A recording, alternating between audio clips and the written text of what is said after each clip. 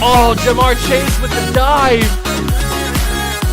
Because Garrett Wilson's wide open. Garrett Wilson, touchdown Barrett.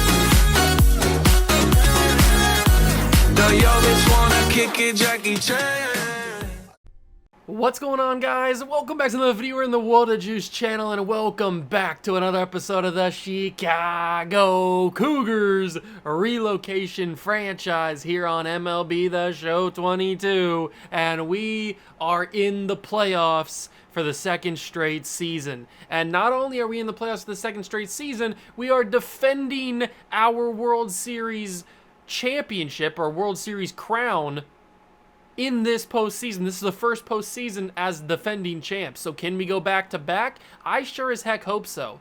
Hope you guys enjoy. Remember how the format works. We do quick manage for the most of the games, the majority of the games. If we need to jump in and play a game 7 or play an elimination game, we will, until if we get to the World Series and we make it to a game 7, that will be its own separate video, just like we did last season. But otherwise, we will just quick manage and we will jump in if need be. If not, then we'll just jump in when we have the championship locked up, hopefully. That's what I'm banking on. I don't know. Hit that like button if you are going to enjoy. Subscribe to the channel. Join the Juice Club. Let's get to it. Let's go defend our crown. So here we are. We are taking on the Minnesota Twins in the first round of the playoffs, the ALDS. But we've got to take a look at some stats from the regular season, because I don't think we did that at the end of last episode. I'm pretty sure I said that at the end of last episode we do it at the beginning of this one. So Jazz Chisholm, Smooth Jazz, had another really solid season. He is 29 years old and he is starting to regress, I think, unless he's just had a bad end of the season. I don't know. But he had a really good season overall. 20 home runs, 55 RBIs, hit 224. It's not as good as he did last year, but it's still a really solid season. From our leadoff guy. Then he got Ronald Acuna Jr., who had a fantastic season, his most home runs since 2024. I mean, he was just the best.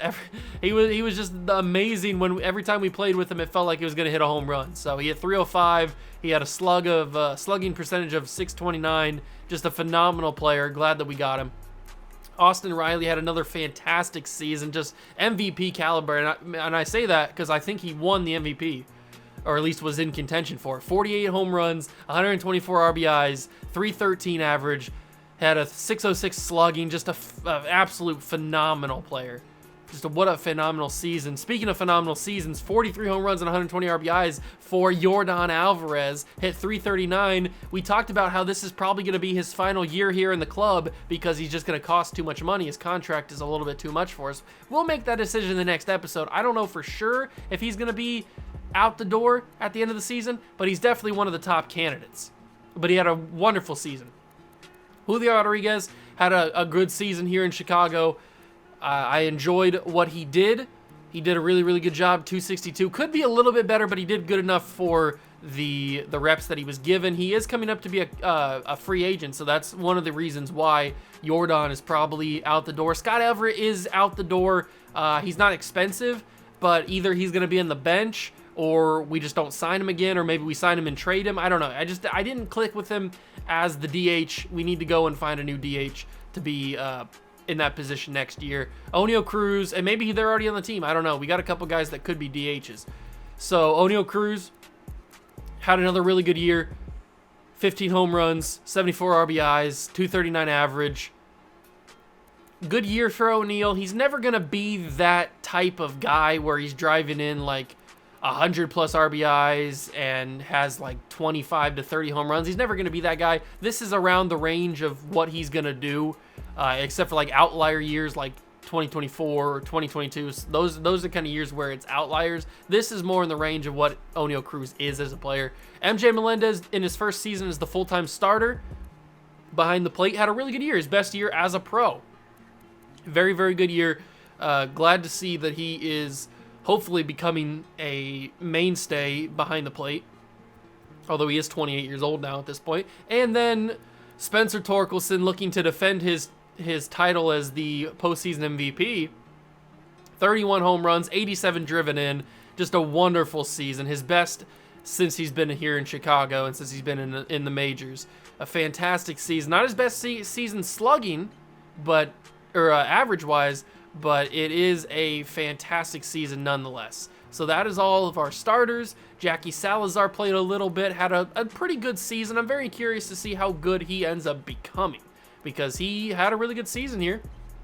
We'll see how he develops. Willie Rodriguez didn't really play much, so we don't really have much to go off of that. CJ Abrams, one of those guys that I talked about, could be a possible DH replacement for Scott Everett. Already a better overall than him. Not really in terms of like power-wise, but just overall a better bat. O'Neal Cruz or CJ Abrams could be that guy. Then you got Xavier Edwards, who didn't really play much either, so we can't really go off of that very much. And Shea Langoliers, he did all right for what he was given. He did all right. And then the pitching rotation, Trevor Rogers in his first season in Chicago went 15-11, pitched 204 innings. He must have been hurt last year. He had 205 strikeouts, a 3.26 ERA, which is the best since 2022, so that's awesome. He was in the fours for like 4 consecutive seasons. Had a 1.24 whip and had a 4.5 WAR. Had a really good year, very good year. Shane Baz also had 14 wins for the second straight year, 262 strikeouts, a 4.15 ERA. I'd like to see that drop a little bit, but can't be too upset because he had a pretty solid season, a 1.3 whip. Morales, coming over from the Dodgers in the trade deadline, 16 wins, 9 losses. Really impressed by him. Has a pretty inflated ERA, but I would assume that if he keeps playing and progressing the way that he can, he's going to be lowering that pretty soon. And then Skubal, unfortunately, Skubal got hurt for a good portion of the season towards the end of it.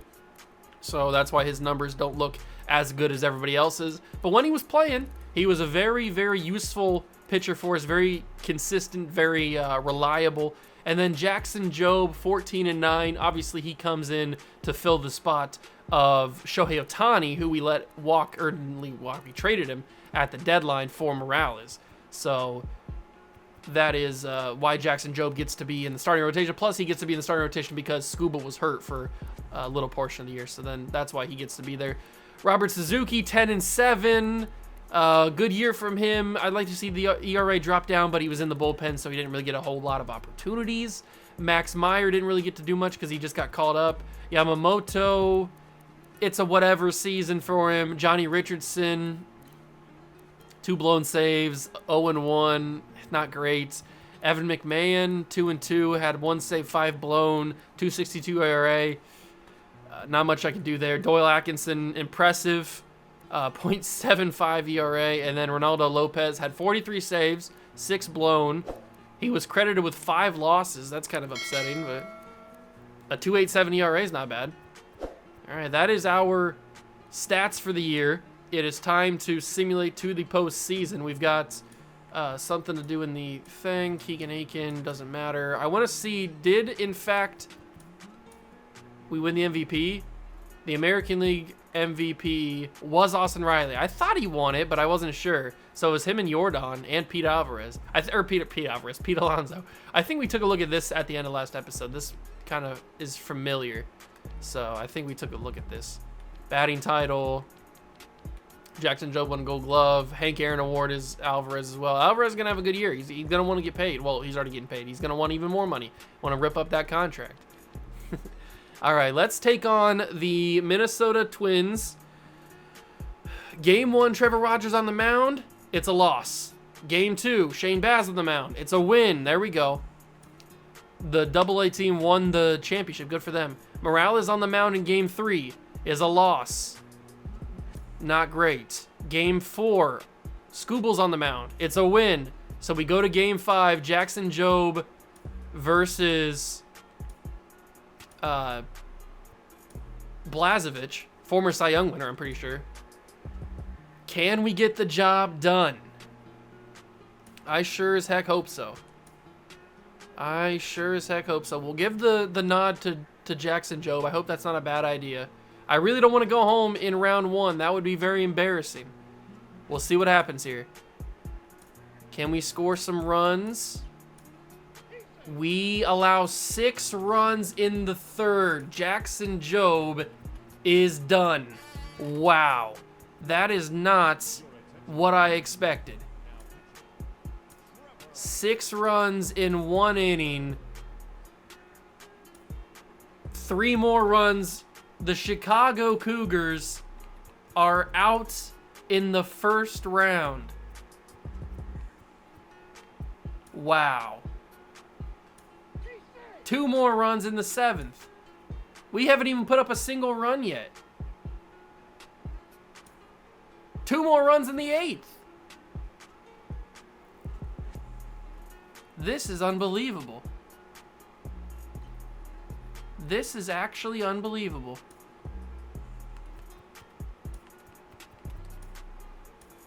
One more run in the 9th. I am at a loss for words. We're gonna jump in, but we just got shut out in Game 5 of the NLDS, or the ALDS. We are not defending our crowns, that is for sure.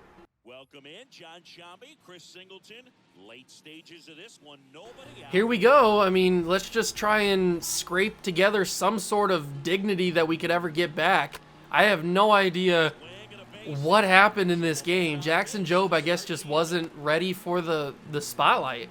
He was not ready for Game 5.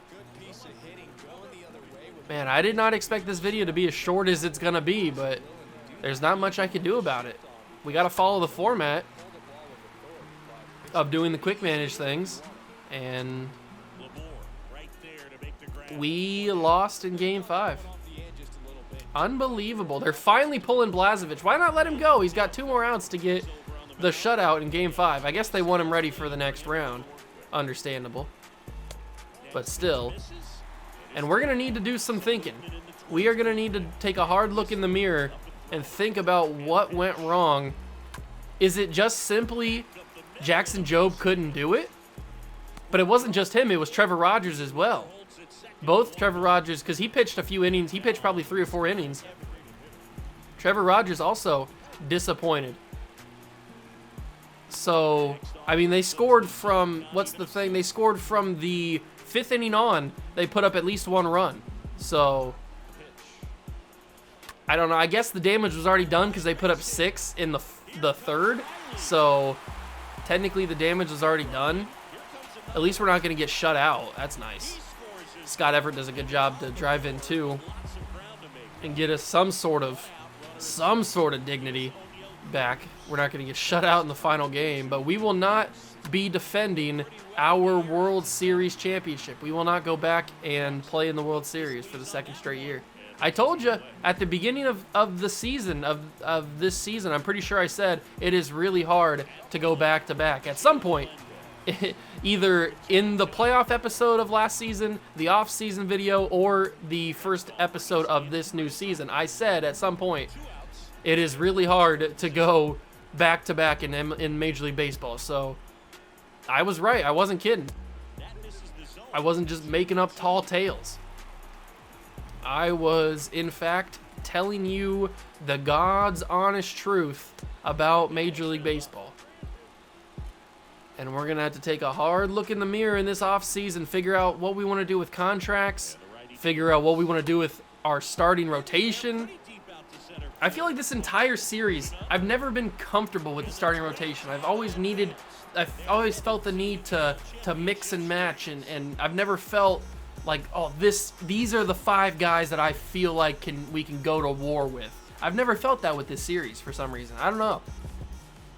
But we have to look on in disappointment and disgust as the Minnesota Twins celebrate on our field as they move on to the ALCS.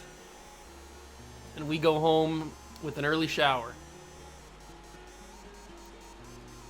That's upsetting. We got to get the golf reservations. Got to get those golf reservations out because that is upsetting. 3 innings for Jackson Jobe, 6 earned runs. That's almost unforgivable. That is almost unforgivable. It might actually be unforgivable. I don't know if I can recover my disappointment in Jackson Jobe there. He might have to be gone in the offseason just because of that. The Braves will play in the World Series. The Twins and Yankees are in game number 6. They take it in 6. The Twins and the Braves for the World Series. All right. it is going to be Minnesota. Minnesota! The Twins have defeated the Braves in the 2027 World Series. Congratulations to them. Who wins the stuff? Alec Boehm is your World Series MVP, and your postseason MVP is Alex Kirilloff. Good for them. The Chicago Cougars fall to the Minnesota Twins, the eventual champion Minnesota Twins, in 5 games in the NLD or the ALDS. Very, very disappointing. Everybody just did not perform well. Look at these numbers. Look at these averages. We're going to have to take a hard look in the mirror and figure out what we need to do. What went wrong? The MVP played decently enough. 1 home run, 5 RBIs, hit 400. Acuna didn't play very well at all. Chisholm didn't play at all. Alvarez had 5 RBIs, but didn't really play overall that great. And Jackson Jobe, man. Jackson Jobe probably is out the door. That probably was the nail in the coffin for him. I can't forgive that.